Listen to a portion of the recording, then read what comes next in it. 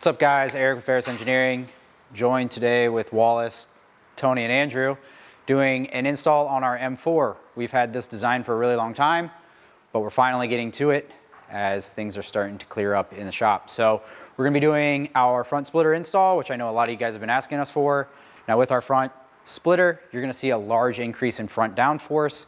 It does have splitter tunnels, or splitter diffusers, so we've got those. We're gonna be installing those.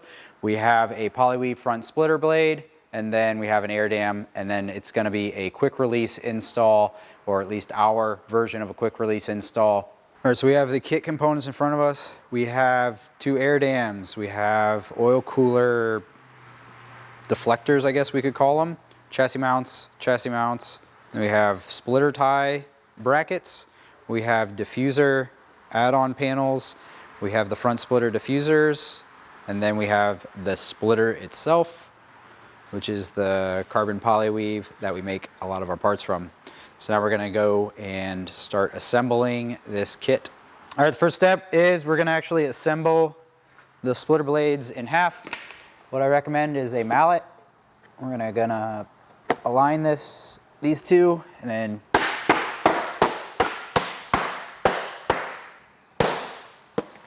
hammer them together, and then we are going to bolt that bracket on top with some button head cap screws, some 18mm long guys, 18mm washers, and then a nylock on the top. So we're gonna use the 20mm long button head cap screws for that.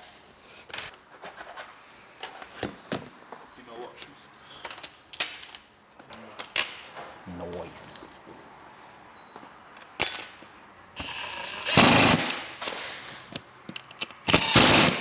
All right, so we are continuing on with the front splitter assembly.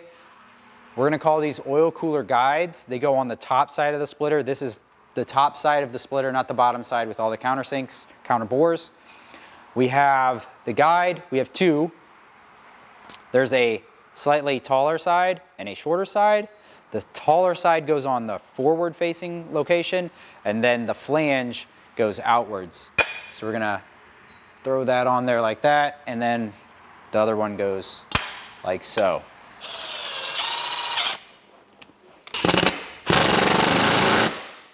Cool.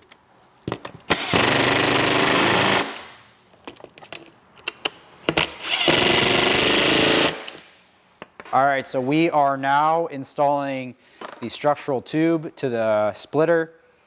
This is a welded tube with a few riv nuts in it. We're going with through bolts. The bolts will go on the bottom side of the splitter with a 38mm washer, and then we're gonna use a nylock on the top, and we're more or less making the tube and the splitter as one. That's the whole idea here. So bolt on from the bottom, nylock on the top. If I could pull it up, that would be wonderful. And we're just gonna knock this out real quick.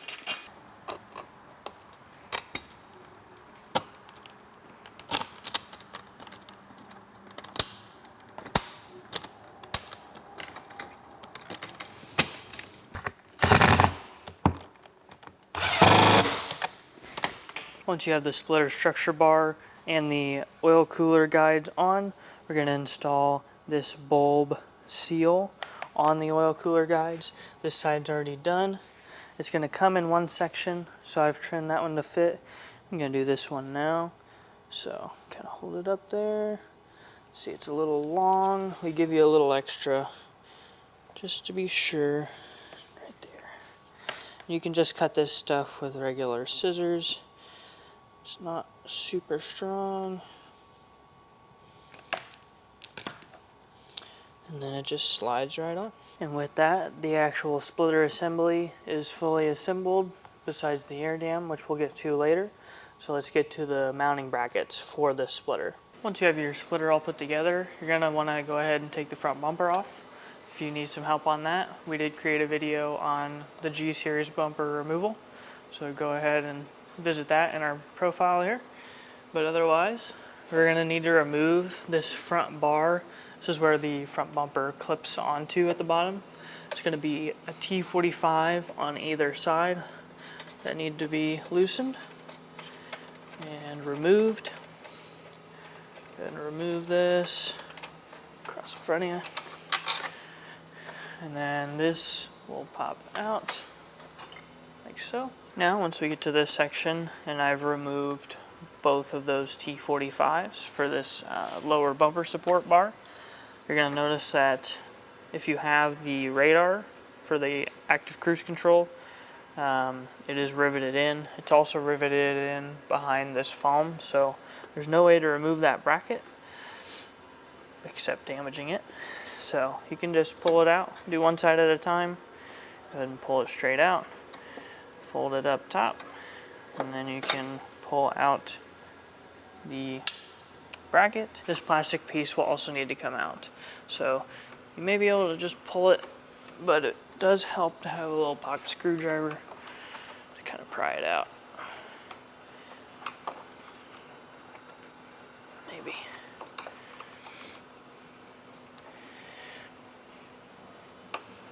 There we go. All right, so you want to hold on to these. We'll need to put them back in, and they do only go in one way, so pay attention to the way it came out. So now this will give you enough room to drill your holes. You're going to want to take the bent portion of the bracket. It is a two-piece bracket. Slide it over this, and then have it as high up as possible so that it's flat on the bottom of that. And use that as your template, like so. So you can mark, drill straight through, whatever you want to do. And then also, since we have this plastic removed, it'll be a lot easier to make sure that you're drilling even and parallel to the bottom of this, so your holes go exactly straight across. Once you have your holes drilled though, we will want to grab our spacer. So this spacer will go in this bar, and it's to create some strength between this so that we can tighten these bolts a little more. And it's got a groove on it. It says top, so you grab that with your pliers. And mine's already been tightened a couple times, so it's a tight fit, but yours won't be this tight. Tuck that in. And then if you push it in too far, you can always grab that groove and pull it back into place. And then you'll want to test and make sure that your bolts go through that. And once they do, you can start building your bracket. So leave that in there. We're going to start with this. It's going to go on this side.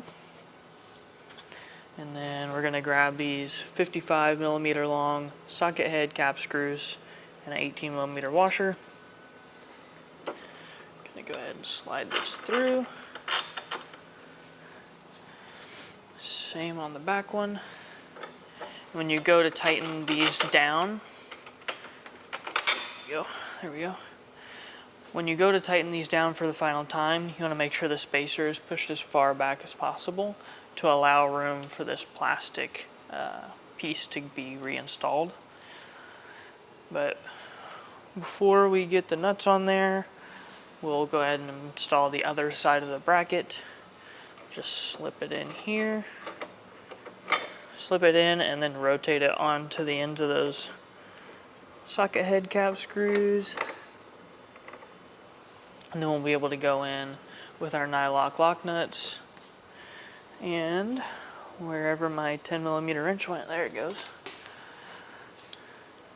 Go ahead and slap that in there. And I like to start them by hand.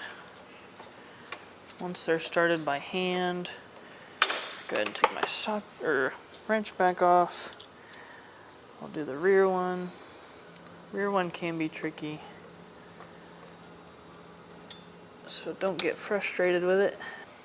Once you have the second part of the bracket in there and those two top nylocks started, we can go ahead and connect the two halves, and that's going to be with some 16mm button-head cap screws with the small 12mm washer, and then some more nylock lock nuts.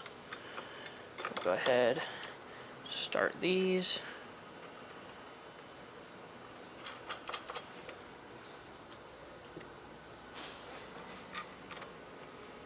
This is to make sure that these holes line up before we tighten everything down.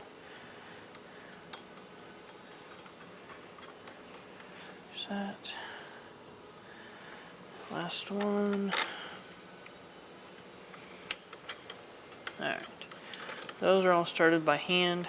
Personally, I would tighten down these three at the bottom first, making sure this all lines up nicely, and then I'll go ahead, push this up as high as possible, and then go ahead and tighten these two down.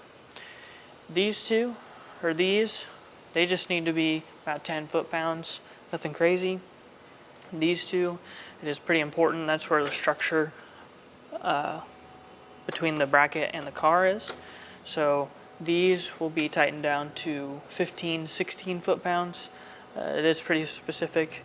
You'll start to feel that aluminum bar start to compress that spacer, and that's a good sign to stop. So about 16 foot-pounds and roughly 10 foot-pounds here, and that should get you. And then go ahead and reinstall this. Do it on the other side, slide that bar back in, and put it all back together. When you're putting all this together, if you do feel some trouble getting these top two nylock nuts started, this duct, this brake duct, is able to be removed if needed.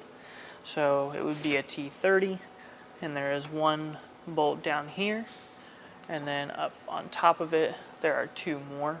So this can be removed, as well as a push clip here, but it is definitely possible to get those nuts in just by using a wrench, but to each their own. In some cases, depending on where your holes have been drilled, once you install the spacer, the original bracket for this bar won't fully reinstall. So what I've done is the rounded back side of this, have trimmed that off, and it slides right in just as it should. And then I can reinstall the bar like so, and our T45. Once your bracket is fully tight and this bar is all back together, go ahead and test fit the splitter, make some adjustments if needed, and then go from there. All right, so at this point we have the chassis mounts on the car. We have the ducts back together, but basically what I would like you to do, or what we're gonna do, is we're gonna make sure that the splitter goes on and then it actually goes on to the mounts properly so that you can still tweak them, right? If, as soon as you put the air dams on or the bumper back on, you can't really see what's going on. So right now is a great time to test fit the splitter, make sure everything goes together properly, and just, you know, do it slowly instead of going crazy. So we're just gonna throw this up here and act blindly because Andrew's way taller than I am. I can't. I'm stuck on something. All right, and then it goes on.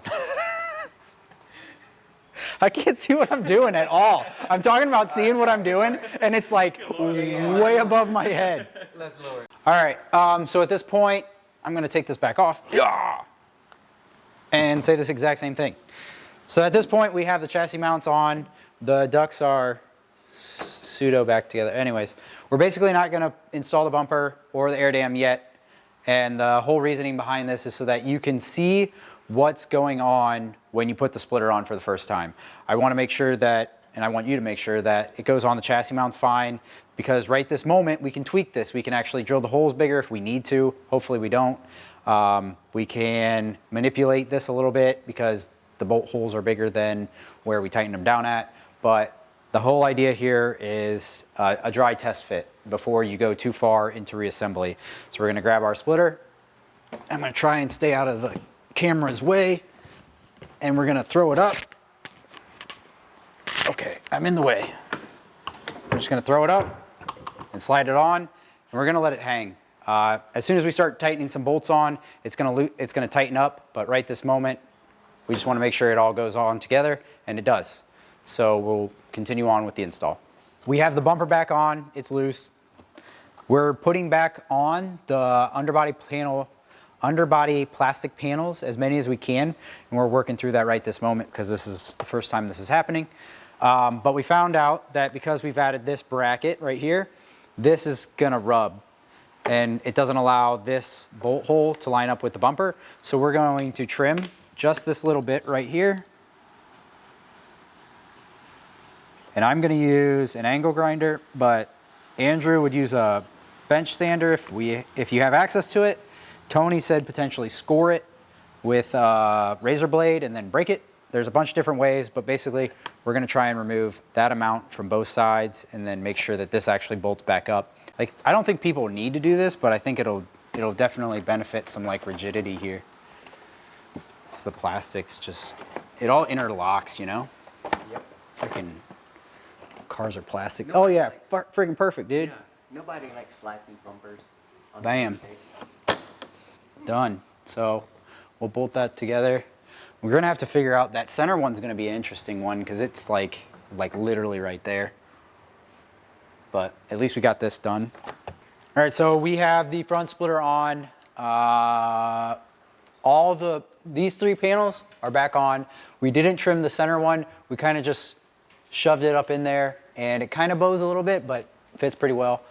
This one was the one that we had to trim. Looks really nice with our bracket. And then we are opting to leave that large chin piece off. We think it's actually for, like, my guess is curbs and kind of like abrasion resistance. I don't know what else it's for. We're leaving it off. We have a splitter now. And we are working towards the final install of the splitter.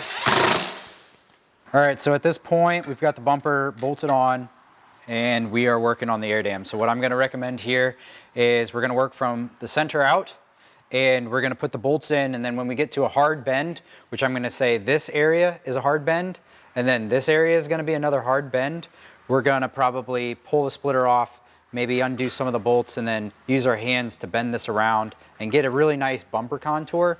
A lot of the times I'll use my knee and different parts of my knee to get this bend to look really nice.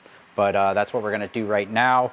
And then we're gonna move on to the final phase of this install, which is the splitter diffusers. All right, so we have the front splitter on, and it's actually all the way installed. It's still loose, but anyway, we have it installed. We have a bunch of the bolts out to like right here to keep it centered. But basically what I'm trying to do at this point is bend it into this curvature of the bumper. And what I'm trying to do is I find like the center line right here, and we'll kind of like bend it just a little bit. And it kind of goes in, as you can see. And then we're gonna bend this spot right here backwards. So I'm gonna go bend this one backwards. And you can see that it just starts following that bumper contour. And we really like the way that that looks. So we're gonna keep moving forward. This one, we'll probably end up bolting that so that we can kind of just mess with this last spot, but I'll just keep going right now. Just bend it right there a little bit. And as you can see, as we're gonna bolt this on, it kind of just starts following and getting closer to that bumper line and looking like an air dam that fits this exact bumper shape. So that's what we're doing right now. Splitter's on the car. We have the air dam. It's still really loose. I know you can't really tell because it's actually really nicely against the bumper, but all those bolts are, there we go. All those bolts are loose. What we recommend is using an impact. The serration feature will actually bite into the air dam and then tighten, but you gotta make sure that you use like kind of an impact and then it'll actually tighten up. If you just use hand tools, it won't really work that well.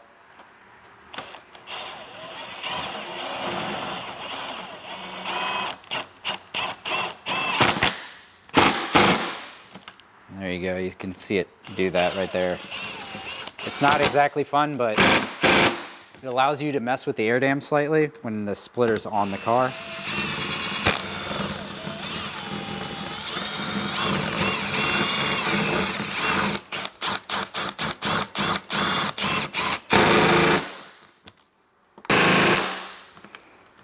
All right, and then when you get into this area, you can start actually pushing on the air dam because we have a little gap here. It's not bad at all, but we're gonna try and make it a little better. We can push on that air dam and then tighten up some of these bolts as we're pushing on the air dam.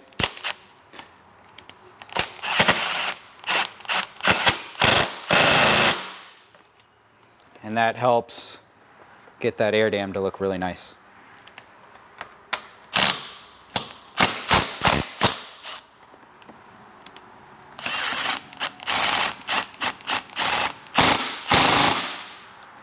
Now we need to actually mount our diffuser tunnels onto the splitter. And so you have your template in your kit, go ahead and cut it out, and I'll keep this center section in so everything stays kind of relative to each other. So I taped it on here, and then there's two options. You can either use all of the drill spots on the template. They line up with the holes on the splitter. There's seven holes through the splitter and one that's an insert. So you can either drill all those holes with the template, or what may be a little more accurate, depending on your setup, is you hold the diffuser tunnel up like this, use the actual splitter as your template for the 7 holes that are through, and then only use the template for this one up top. And that one up top, kind of pointed to there, so it's the center one. Then you would need to use the template for that one. But that's the way I'm going to do it. I'm going to use the splitter as my actual template, and then drill this one on its own. So, drill this one on its own.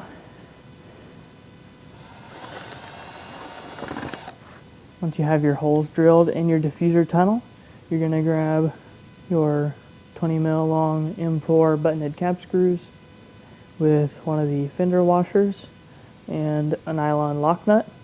The washer will go on the top side of the splitter, nut on top, and M4 from the bottom.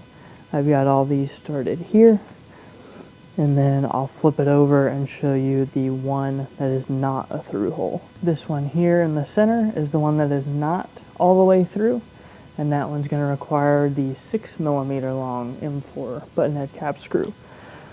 All of these button-head cap screws are going to be a 2.5mm Allen, and the nylock nuts on the back side are going to be a 7mm.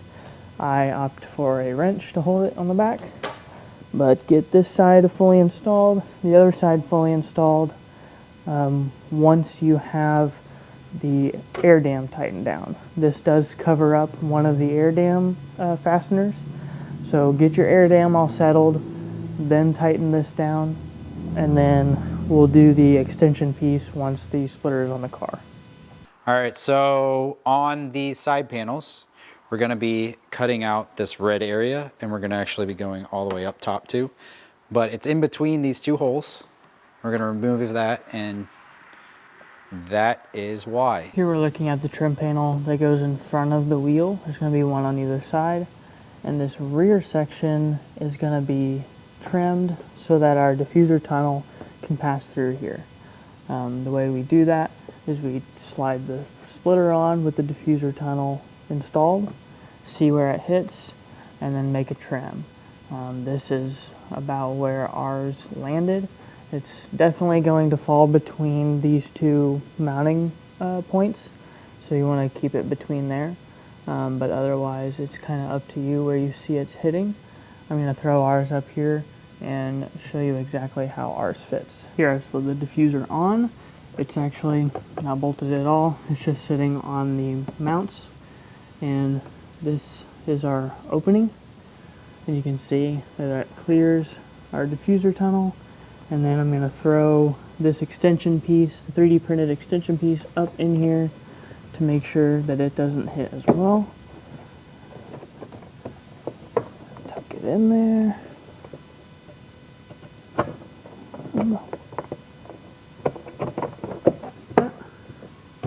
And it does not.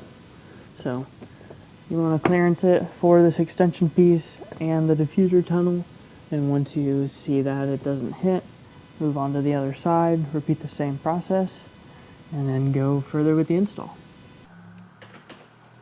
All right, the last part of the install is we're going to install these back two bolts right here. These go to this underbody tray, whatever you'd like to call it. They are really coarse thread, and then we're throwing 25mm of nylon spacer above it so that it gets nice and tight. These are Torx, and we're just running it in and then tightening it till it seems like it doesn't need to be tightened anymore. Like right there-ish. Then it's plenty stout.